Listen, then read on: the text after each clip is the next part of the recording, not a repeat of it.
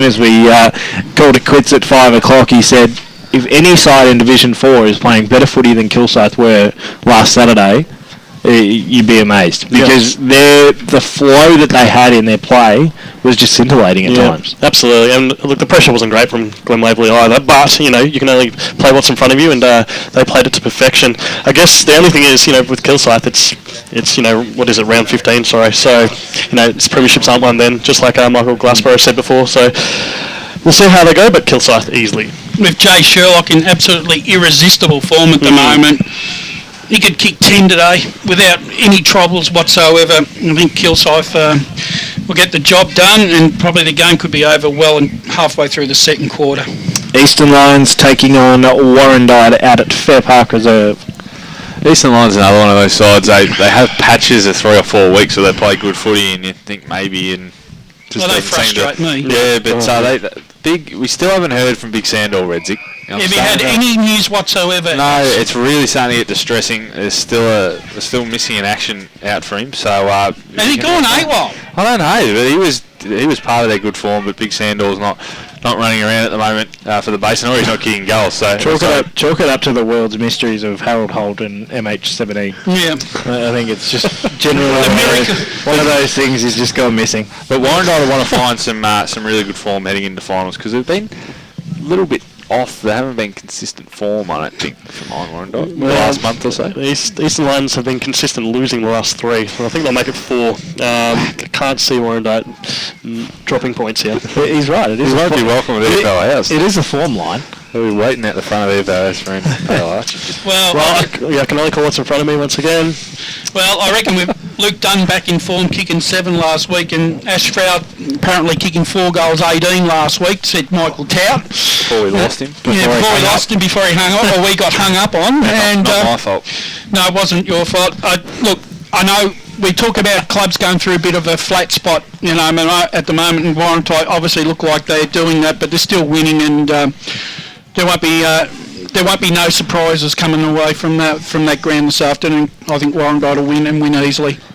Mitcham take on Sylvan out at Walker Park. Last time these two sides played, it was a night game, and I think Mitcham kicked somewhere in the vicinity of about 50 scoring shots, 25 to about 4. I'm expecting much of the same on a dry afternoon out at Walker Park. Yeah, they'll be breathing fire to Mitcham, and it's not a good time for Sylvan to run into them at all. Yeah, worst possible week. At least it'll be a bit warmer for Sylvan at the ground today, making the trip down. It'll be about the only positive they'll take out from the day, I think. Make it a positive for the afternoon? Yeah, Mitcham will run right on them. Yeah, Mitcham will be angry. I think it'll be 100 plus points.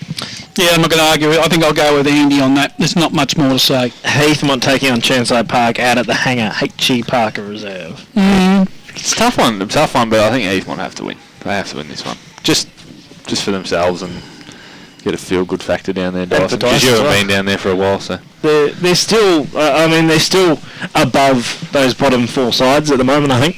I think we still put them in the same category as those sides that are just missing out, your Ringwoods and et cetera, that have shown that they can be competitive at time, Park Orchards. They've just got to keep winning these games to build a bit of confidence, move on to next year. Yeah, Churnside dangerous though. They've got talent enough to win these sort of games, but they have 4 quarters in them. This is exactly how Dyson says it, I reckon. I just reckon Heathmont beat the sides they shouldn't and don't beat the sides they can't beat, and this is a side they can beat. And today they can beat Churnside Park, and I think that will happen. Yeah, I think Rush is right. Slightly different echelon, so Heathmont will win. Ringwood taking on South Belgrave, probably the most important game of the year for the Ringwood Football Club. It starts their month of hell, where they play South Belgrave at home this week. They play the Kings out here at Kings Park next week. They then host the Basin in round 17, and then the final round they travel to Walker Park and take on Mitcham. So effectively, and I wrote this in the Run Home article I did last week, that basically said if they're going to make it, they're going to earn their spot. Yeah, but they've got every top 4 side bar, every top 5 side bar Templestowe. So it's a pretty tough month ahead for them. They have to win today. It's simple as that. Because like you said, understatement of the century. I don't think they're going to win those. They're going to have to win all 4. Yeah, so South Belgrave aren't going to drop a game. Yeah, you're probably right. Yeah, probably at least 3 from 4. How good is South Belgrave? at the moment. They're good. They're on fire. I've been saying this all year. This is the riding the roller coaster. This is the proverbial 8-pointer, isn't it? Look, both sides' form are pretty good. I mean, Ringwood have won their last 3. South Belgrave are the form side of Division 3, though. I think they'll just get the chocolates. A couple of goals. I think the Ringwood ground suits South Belgrave's game style down to a T. I don't hold any fears for them whatsoever today. I reckon they're going to go really close. I think South Belgrave. But the interesting thing is, Dyson, just to follow up what you just said about their last month, Ringwood. Yep. If they happen just to, like you said, stranger things have happened if they just happen to win their last 4 games for the sake of the argument. All right, they will have made the finals, but they would have had to have spent a lot of energy and a lot of mental energy and physical energy just to get there. That means to me that I just can't see them with the squad that they have. They rely so much on Trent Farmer to kick goals and a winning score. It was more of a hypothetical, given that they're going to have to effectively have to win 7 on the trot and beat every one of the top 4 sides. Surely, obviously, if they did, they'd come in the finals, they'd be feeling confident. But also, on the other hand, it's very hard to keep yourself up, week in, week out, because you only got to be off 1 or 2%, and you get swallowed up very quickly. I mean, you go back and they comfortably lost to Templestowe in round 8. Yep. I mean, they are a 70-point loss in round 7 to Mitcham. Like we speak about them still being a mathematical chance, but it's highly unlikely that it's going to happen. Well, it's not too many. There's not too many sides in any division, right, that could come up against the top 4 in the last 5 rounds and then be expected to win. It's nearly impossible.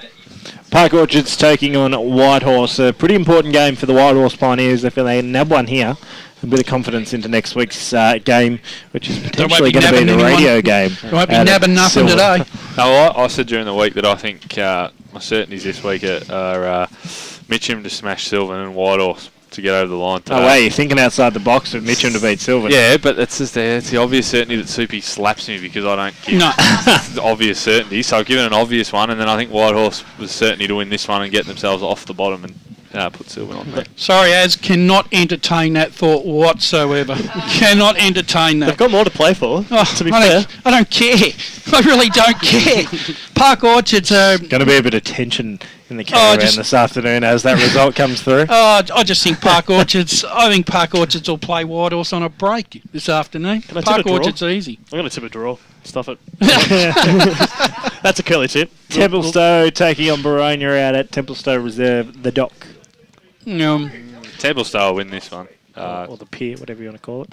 The wharf, I think. The wharf, that's the one. I like it. But, Templestowe will win that. Simple. There'll be no way that Baronia will be allowed to park their ship there today. Templestowe for mine. It's all about that's a shocker, bro. that is terrible, wasn't it? Side-stitching humour from Wayne Brasher. Yeah, no, I'm bursting from my sides here. Anyway, it's going to be the Purple Haze, and Templestowe. Come for the football commentary, stay for the laughter. Scoresby taking on Bayswater in Division 2. Bayswater.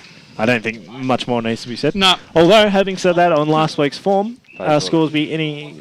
No. Scoresby needed to win that to have any sort of chance, I would have thought. You that can't was kick their that chance. Many scores and then... 31 scoring shots and still lost the game. That was their chance. You just drop your head after things like that for mine. And my heart bled for Will Taylor when Scoresby went down. He was writing that result so hard. He was writing that result so hard. But Bayswater. East Bell would take on Doncaster. He's yelling in the background that Scoresby. Well, if we're not going to say much about Scoresby and Bayswater, then there's really not much to talk about this next game either. Doncaster easily. 100+ point. Yeah, I think it was about 160 points last time they played.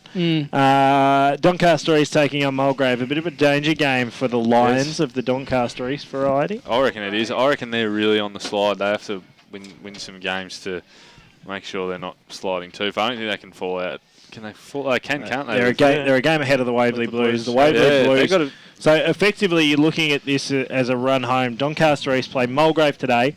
They then go to Croydon. They host Wantirna South. They head to East Belwood, and then in the final round, they take on Bayswater at home. They just need to get some... The Waverley Blues, as I try and finish my point, host Murrelbach, travel to East Belwood, and then in round 16, they travel to Mulgrave. Wantirna South in round 17, and then they finish with Doncaster. So effectively, there's probably one game in there that Waverley may win over Doncaster East, depending on form. So it's going to really come down to the wire, particularly if Doncaster East don't get over the line today. They need to be very careful, I would have thought. Their form has been shocking. BWS. Effectively, if they don't win this afternoon, they don't make it. Yeah, the danger is that they have one eye on what's to come. They've just got to focus on today. And the proverbial one game at a time. This is a side that was 6-zip and had a forward that he was averaging 9 goals a game. That guy couldn't miss. Well, put it this way, Doncaster East probably got the biggest wake-up call last weekend when they got over the line and just got over the line. If that's not enough to get them kick-start them and get them going again, I don't know what is. I think they'll get back on the winners list today, and I expect Limback to really have another big day out. I reckon he's due again. I reckon it's one of those things that it's going to go one way or the other. It's either that's Doncaster East true form line. Yep. Or they're going to come out today and absolutely belt up Mulgrave. If the rain stays away, they will belt them. Croydon taking on Wantirna South out at Croydon Park, or the Range. This is an interesting David game. Harrigan out there this afternoon. This is an interesting game. I watched Croydon last week, and they were really good against Waverley Blues. Their experienced players, Wilkins, Kelleher, Trent Martin, all those blokes really came to the fore when when you really need them in those tight, close games. Brendan Wynett hardly, I think, touched the ball 5 times last week, so he'll be keen to get amongst the action. Wantirna South have always troubled the top sides without getting over the line. I think Croydon just packed too many guns at the Range this afternoon. Croydon pretty similar for mine. They've sort of given away that number 1 rank that they had for so long in Division 2, as they were going to be the side that was definitely going to be winning the premiership, and Doncaster have caught them.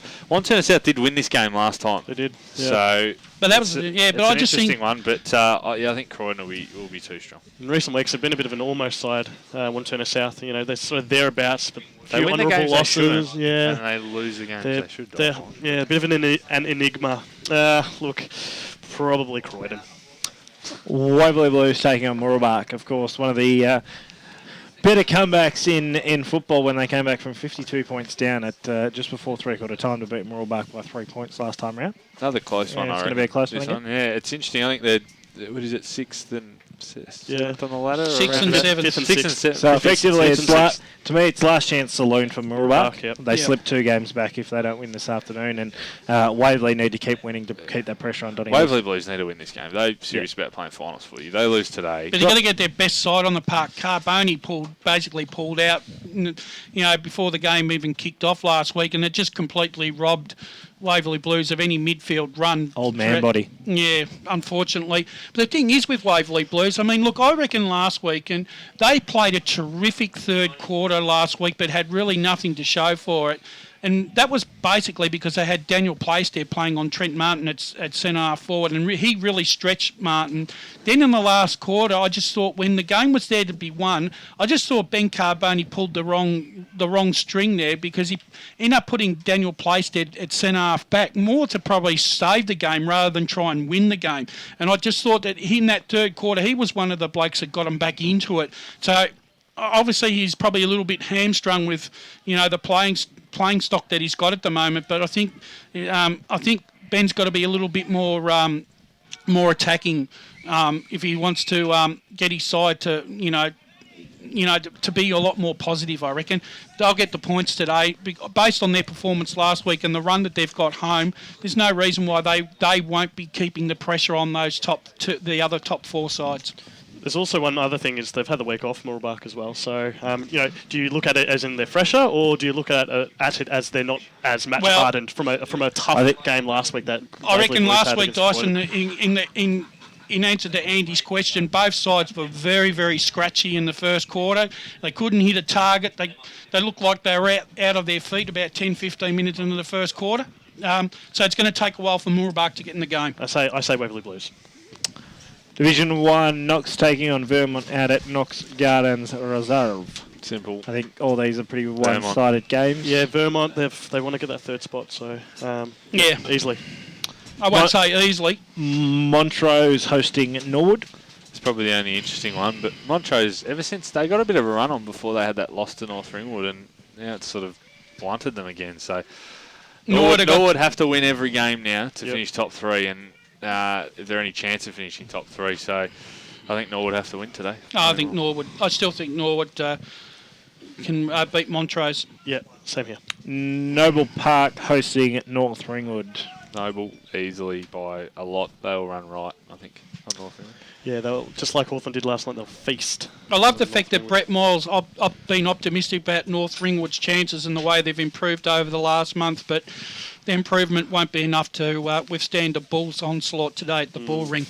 Done enough to stave relegation pretty early on in the season, and still playing for that best of the rest tag and half a chance to get it. But been one of those seasons for Noble Park. They're firing on all cylinders at the moment. Of course, there was 3 games played in round 14 in Division 1 last week. A split round in Division 1 over the last 2 weeks. Bullwin last week 22-13, 145 defeated East Ringwood 6-4-40. Roval travelled to Lilydale and defeated them 19-15, 129 to Lilydale 8-4-52, and Blackburn 16-9, 105 defeated South Croydon by 35 points, 9-16, 70. I think that just about wraps us up for the pre-match here on AFL Game Day. All thanks to the Pancake Parlour. We'll be back right after this. We'll bring in the call team to preview what is set to be a huge Division 3 clash between Upper Fentree Gully and the Basin here at Kings Park on Pancake Parlour AFL Game Day. Hey man, is that footy speak? Nah man, it's crunch time at Pancake Parlour with the salted caramel crunch. Oh yeah, house-made warm salted caramel sauce and roasted almonds on 2 buttermilk pancakes topped with vanilla ice cream. Yeah man, it's crunch time at the G and then it's crunch time at Pancake Parlour. So this is footy speak then? I'm just saying man, like the salted caramel crunch would be great to have after a day at the footy. Oh, Pancake Parlour open 24 hours, High Point, Malvern and Doncaster East. Lovely. Program sponsor. John always said his send-off would be different. He wasn't wrong. He was a fun-loving guy who had a passion for flying. So last week, John's family and closest friends celebrated his life on a charter flight over the Yarra Valley. They took in the breathtaking views, enjoyed a glass of bubbles, and told lots of stories. At Tobin Brothers Funerals, our motto is, if it's legal, it's possible. So celebrate your life the way you want. Tobin Brothers Funerals, celebrating lives. Program sponsor. What was wrong with you blokes yesterday? You were playing like you'd been stuck in traffic for an hour before getting to the game. Coach, there was a railway crossing gate down for ages. The other mob thrashed us. You ran out of legs. They all have breeze tags, Coach. They use Eastlink. They get to focus on the match rather than focus on inching forward in the traffic. Get a breeze tag and use Eastlink, the quickest way to get around Melbourne's East. Arrive fresher, play better. Eastlink, it's time better spent. Program sponsor. For comprehensive EFL video coverage, head to efl.org.au and check out our EFL TV portal.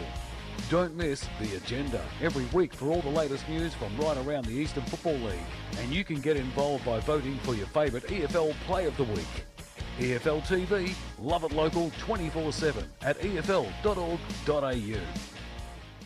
EFL.org.au is a must visit for the die-hard Eastern Football League fan. In our news section, check out the latest news, feature articles and video programs, including the Inside Football Friday preview.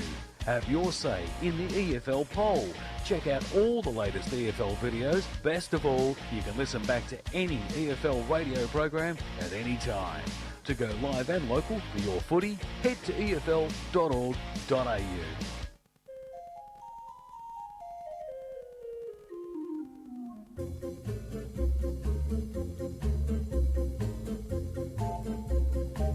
Saturday night is party night on Radio Eastern when we bring you the Platter Parade, 7 till 10. We roll through 50 years of timeless classics, guaranteed to make your party go with a swing. So put on your dancing shoes and join our team of presenters for the Platter Parade. More than just the hits, Saturday nights at 7. Oh, and you don't even need a partner.